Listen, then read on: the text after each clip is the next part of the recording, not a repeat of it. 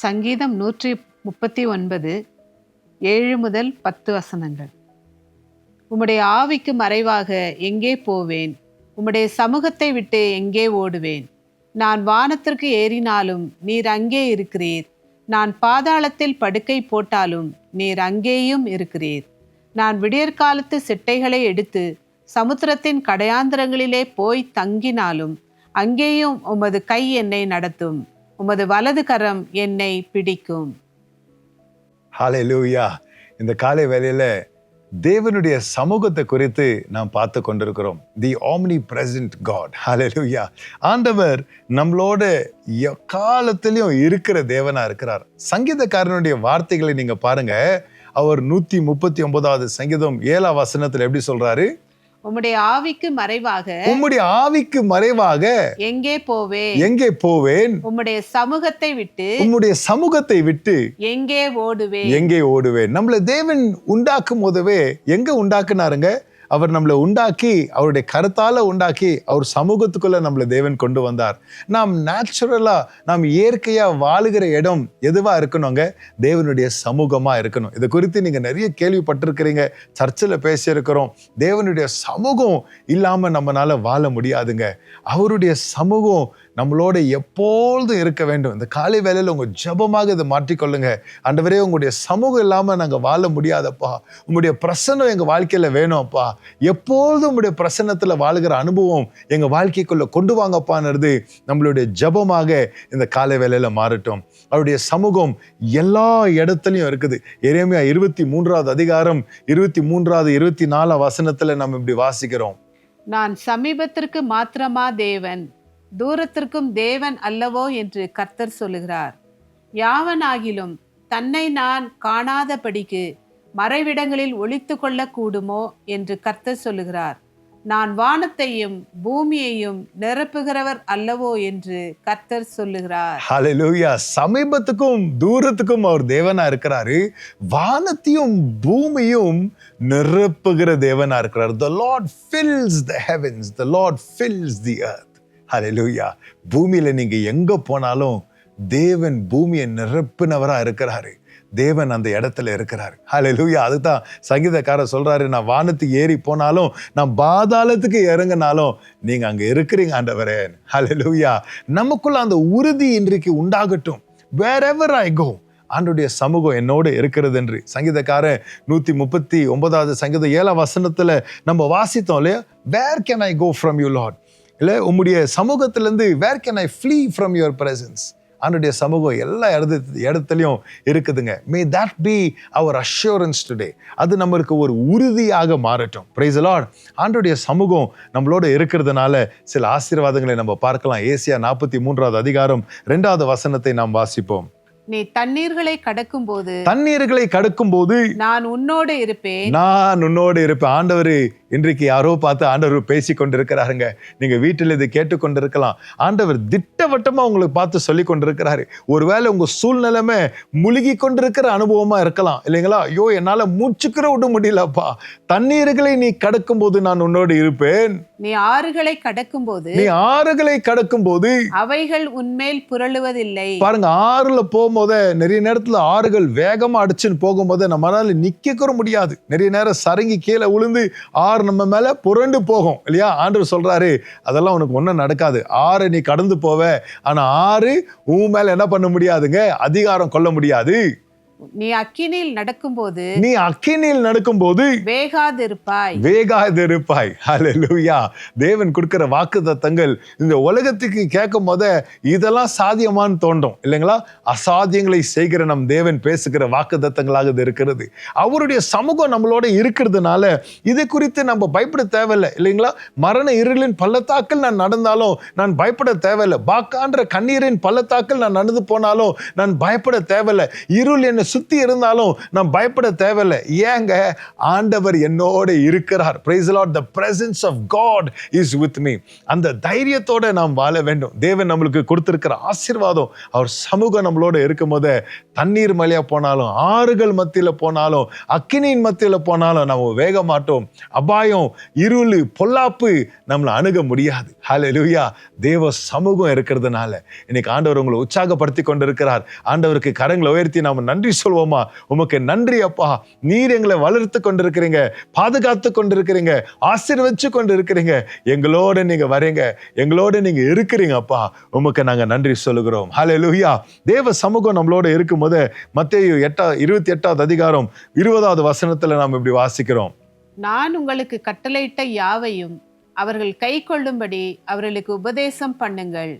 இதோ உலகத்தின் முடிவு பரியந்தம் சகல நாட்களிலும் நான் உங்களுடனே கூட இருக்கிறேன் என்றார். ஆமேன். ஆமேன். உலகத்தின் முடிவு மற்றும் சகல நாட்களும் நான் உங்களோட இருப்பேன் என்று ஆண்டவர் வாக்குத்தத்தம் கொடுத்திருக்கிறாருங்க.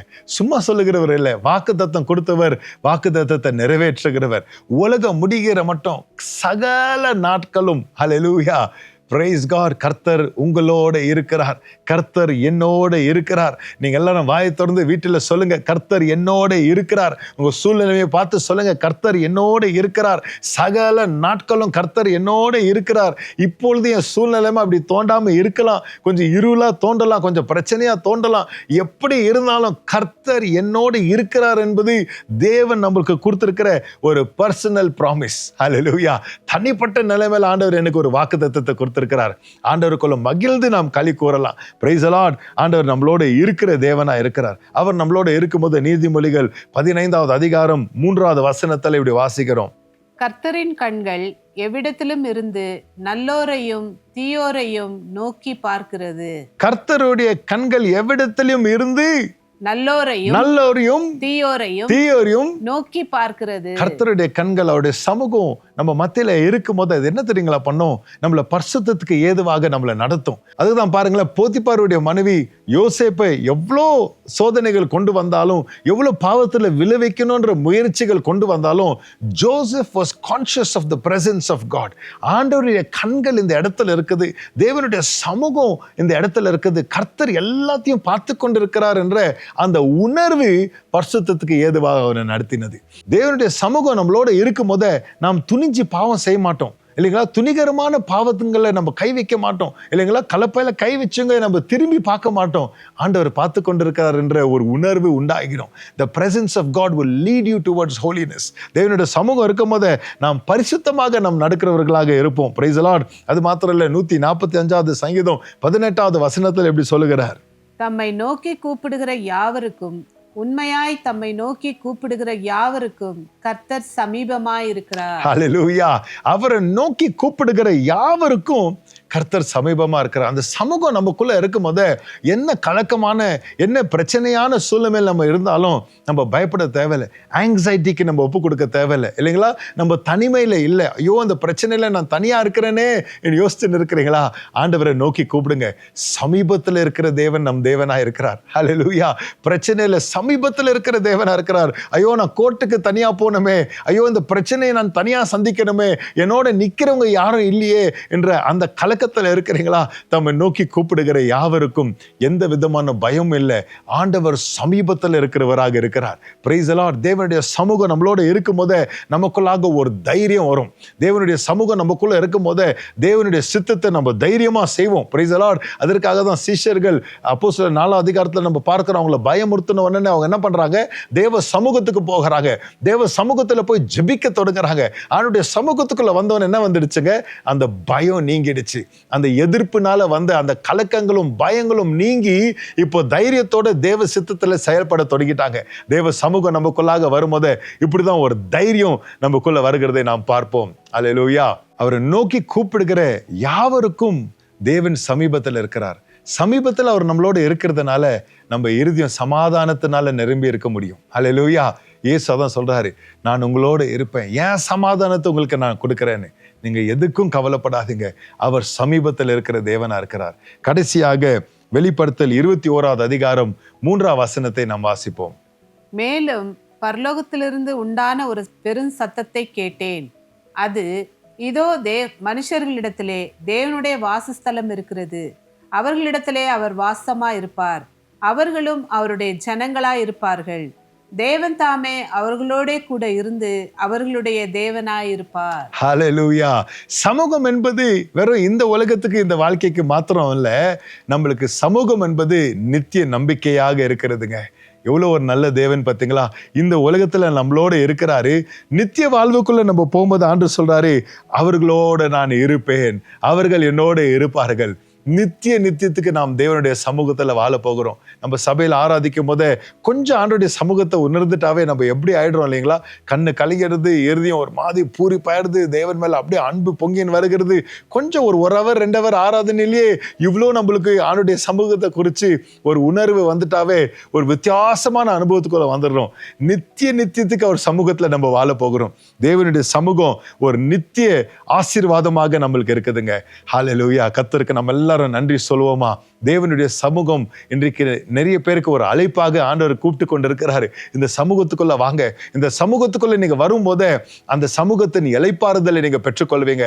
இந்த சமூகத்துக்குள்ள நீங்க வரும்போதே அந்த சமூகம் நம்மள பரிசுத்தத்துக்கு ஏதுவாக நடத்தும். இந்த சமூகம் நம்ம வாழ்க்கையில இருக்கும் போதே நித்திய நம்பிக்கைக்குள்ள நம்மளை கொண்டு வரும். இந்த சமூகம் நம்ம வாழ்க்கையில இருக்கும் போதே தேவ சமாதானம் நமக்குள்ள செயல்படும்.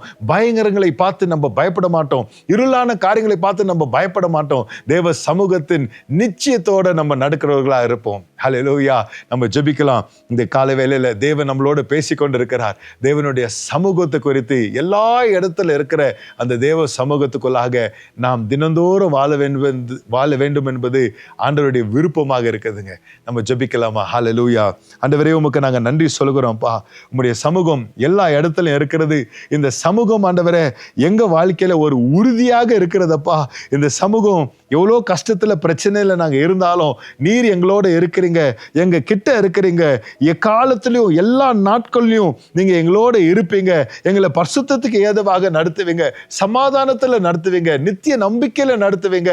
இந்த சமூகம் எங்களோட இருக்கிறதுனால நாங்க பாக்கியவான்களா இருக்கிறோம்ப்பா.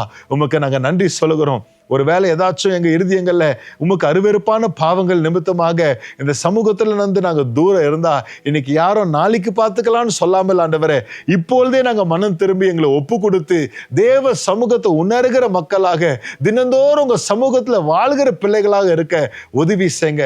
இந்த நாளப்பா உங்க சமூகம் எங்க போகலையும் வருகலையும் உங்க பிள்ளைகளோடு இருந்து வழி நடத்திட்டோம்ப்பா. ஆசீர்வதிங்க, பலப்படுத்துங்க. இயேசுவின் மூலம் ஜெபிக்கிறேன் பிதாவே. ஆமென், ஆமென். கர்த்தர் உங்களை ஆசீர்வதிப்பாராக, உங்களோடு இருப்பாராக.